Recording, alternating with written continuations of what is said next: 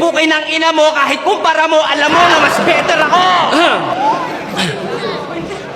Salamat sa lahat ng good luck. Thank you. Pero next time, break a leg ang sabihin. Huwag break a leg ang sabihin nyo. Dapat ako si Shay dapat may extrang E.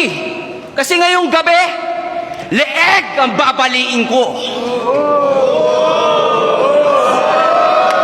Marami nagsabi sa akin na sa laban na to, lugi ako. Lugi ako? Talagang lugi ako! Pagkatapos ko kay Luni, ito, si Sinya, ang pabuwito ng mata. Lugi nga naman, kasi kapag natalo ako dito, sigurado magpaparty ang mga gaga. Pero pag natalo ko to, sasabihin ninyo, Jamba! Mga hurado na bayaran, nagpaalipin sa kwarta. Kung ano-ano pa ang dahilan ang gagamitin para hindi na sumakit pa yung feelings. Nakakatawa kayo. Akala nyo, apektado ako sa pinagsasasabi nyo. How ironic, ang laki-laki na nga ng mata ko, pero hindi ko pa rin mahanap kung nasaan paki ko. Pakisilip sa paligid, baka nasa inyo, ha? Alam ko na kung nasaan, nakaisinyo. Kasi itong taong to, resulta ng battle, dinidibdib ng sagad. Kaya pag di mo pinoto, umiiyak agad. Yan ang isa sa dahilan kung ba't sa flip-top isa kang weakling.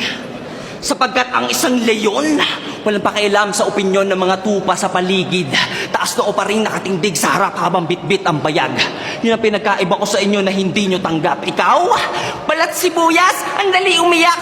Habang ako, mala sibuyas ang aking balat kasi bawat taong na tintry na hiwain ako, pinaiyak ko lahat. Sabi niya pa, sa battle nila na 3G, siya na daw mananalo. Ganadong ganado, 5-0 daw, sigurado. Talagang todo bars pa si Gago. Magiging 4-1 lang to pag isa si Shay Saurado. Ayun. Talo. Ano feeling? Paiyak ka? Paiyak ka? Huwag ka na, sabihin mo, joke lang. Hindi, paiyak ka. Yan talaga ang napapala pag yabang ang nauna. Puro yabang, di naman pala kayang panindigan ng resulta. Kaya hindi ko daw siya binoboto. Kaya ngawa ng ngawa. Binoto ko kita sa laban mo kay Sak, Ba't dada ka ng dada? Syempre, hindi mo nga naman feel ang parangal na binigay sa gitna kung ito'y para sa libro na hindi ikaw ang may akda. Ano daw? Sa madaling salita, kaya hindi mo naramdaman na binoto kita kasi yung mga linya mo, si Sak may kata. Kaya naman pala senyorito. Kasi pag may assignment, may tutor. Ayaw mo na bang mag-isip para sa sarili? Kaya kumuha ng super proxy, nakakahiya. Pero hindi naman daw lahat kasi masyado daw risky. Yung mga bars niya lang laban kay G-Spot at Tipsy. At sa iba pang MC. Pero wag mo nyo nang itanong. Basta pag may narinig kayong magandang linya, alam nyo na yon. Pag nakarinig naman kayo ng pangit, siya na yon. Diba sabi mo sa battle nyo, wala kang pake sa boto ng hurado? Na nagrarap ka lang, bumabattle ka lang para sa tao? Ba't nung hindi kita binoboto, reklamo ka ng reklamo? Putang ina, ako nga halos 10 milyon na yung talo ko. Alam, halos lahat yun, hindi rin ako naniniwalang natalo ako. Pero kahit kailan sa hurado, narinig mo bang nagreklamo ako? Hindi. Kasi ang judging sa flip-top parang panliligaw sa babae. Di porket nag-I love you ka, may I love you to agad, pare. Kung hindi ka gusto, tanggapin mo na lang bilang lalaki. Hindi yung porket di ka sinagot, ang dami mo nang sinasabi.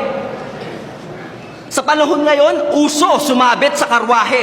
Pag may sarili kang opinyon, babatuhin ka ng tae. Hindi lang kita trip, di ka lang pasok sa panlasa ko. Bitter na agad? Grabe! Ako pa bitter, kayo tong di makamove on sa nangyari. May tanong lang ako sa'yo, pare. Ako ba ang bidder sa iyo? Teka lang, tarantado ba ito? Bakit ano na ba meron sa iyo na akala mo ay wala pa ako? Saan nakatapak mga paa mo? Baka matapak-tapakan ko lang to. Kasi ikay katumbas na ng sapatos, halaga ng sapatos na nasa mga paa ko. Di naman sa mata pobre. Ikaw lang ang minamata ko, pre. Sabihin na natin, meron ka motor, tanginapaki ko, meron akong kotse. Ano? Sana mahiya ka naman ng konti. Ba't ako naging bidder sa'yo?